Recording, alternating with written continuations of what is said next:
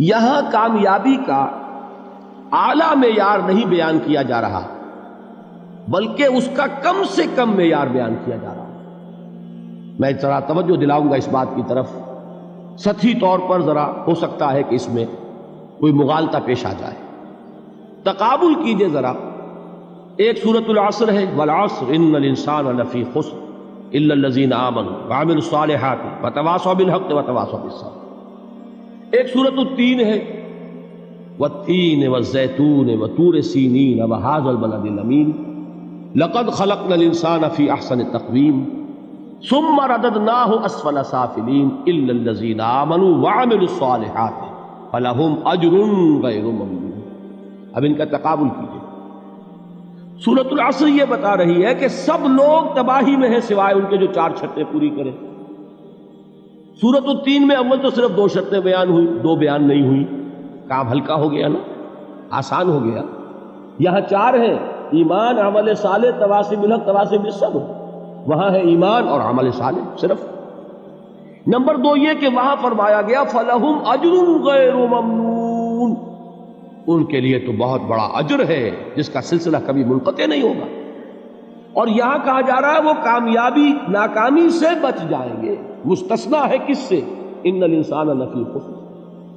یہ بالکل ایسے ہی ہے جیسے کہ کسی کو آپ بچے کو، طالب علم کو کہیں محنت کرو، کوشش کرو، فرسٹ ڈویژن میں پاس ہو جاؤ گے، اور کسی سے آپ یہ کہیں کہ محنت کرو، کوشش کرو ورنہ فیل ہو جاؤ گے۔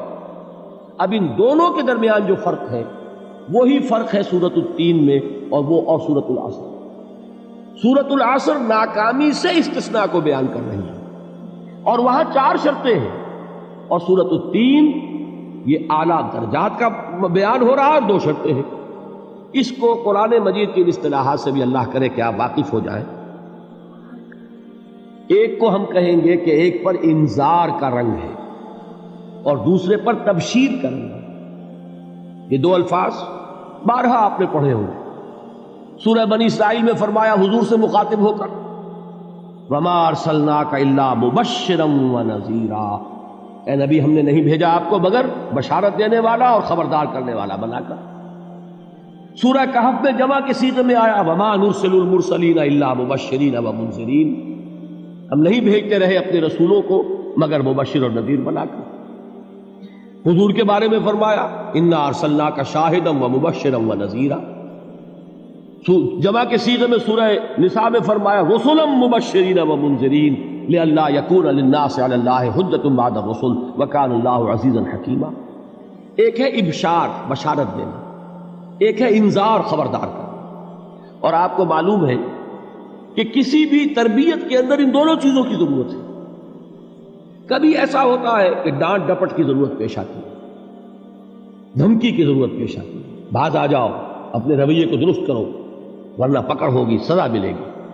کبھی آپ شاباش دیتے ہیں، ہمت کرو، گھبراؤ نہیں، تمہارے اندر صلاحیت ہے، مایوس نہ ہو، ہمت تمہاری کیوں جواب دے رہی ہے، تم بڑے ذہین ہو، محنت کرو، بڑے اعلیٰ درجات ملیں گے۔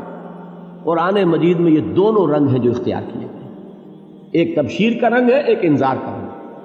سورۃ العصر میں انذار کا رنگ ہے، خبردار، تمام انسان ہلاکت اور بربادی کا نوالا بننے والے ہیں سوائے ان کے جو 4 شرطیں پوری کریں، الا الذین آمنوا وعملوا الصالحات وتواصوا بالحق وتواصوا بالصبر۔ تو معلوم یہ ہوا کہ یہ کامیابی کے جو منیمم پری ریکویزٹس ہیں، مجھ سے کہا گیا کہ انگریزی کے الفاظ کا فوراً ترجمہ کر دیا کرو، اور میں کر دیتا ہوں۔ اصل میں مغالطہ آپ کو یہ ہوتا ہے میں ترجمہ کہہ کے نہیں کرتا، لیکن اس کے بعد میں فوراً اردو کا مترادف جو ہے وہ لے آتا ہوں۔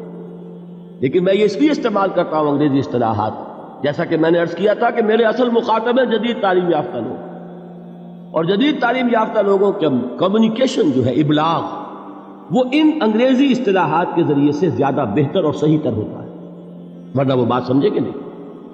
اسی لفظ ابلاغ کو وہ نہیں سمجھیں گے اور کمیونیکیشن کو سمجھ لیں گے۔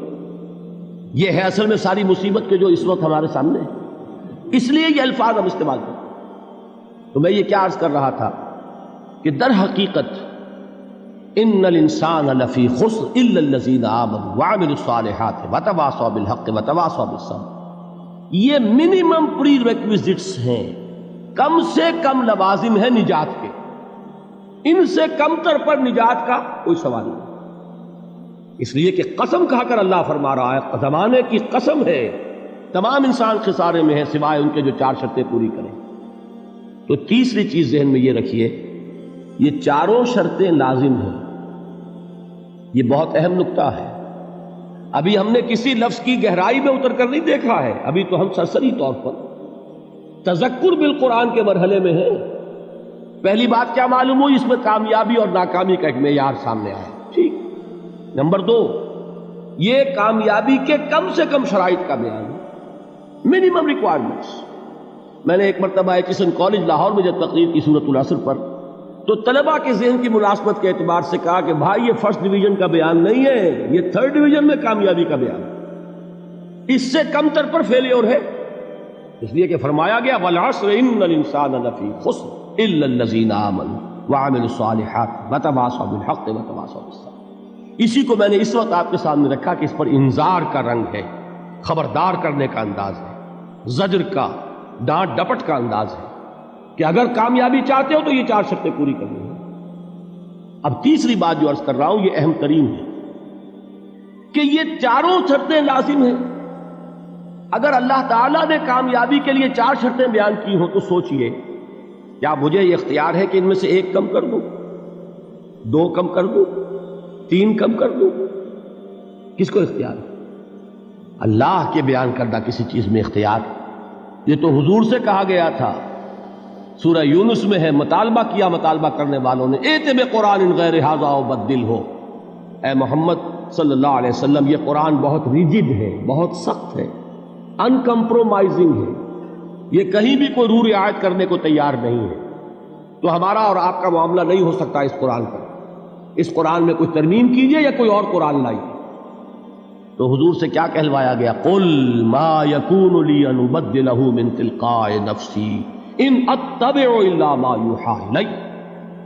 اے نبی ان سے کہہ دیجئے میرے لیے ہرگز ممکن نہیں ہے کہ میں اس قرآن میں اپنے جی سے کوئی ترمیم کر دوں، کوئی تبدیلی کر دوں، میں تو خود پابند ہوں اس کا جو مجھ پر وحی کیا جا رہا ہے، سب سے پہلے میں خود اس پر عمل کرنے والا ہوں، میں خود اس کا پابند ہوں۔ تو غور کیجئے، قرآن بیان کر رہا ہے کہ 4 شرطیں ہیں نجات کی، اور آپ کے دل میں یہ بات بٹھا دی گئی ہے کہ صرف کلمہ گو ہونا نجات کے لیے کافی ہے، صرف ایمان سے نجات ہو جائے گی۔ یہ بات جو ہے ذہن میں رکھیے، ایک نجات وہ ہے جو ہزار برس تک جہنم میں کوئلہ بننے کے بعد نجات ہو، میں اس نجات کی بات نہیں کرتا، وہ نجات تو ملے گی یقیناً۔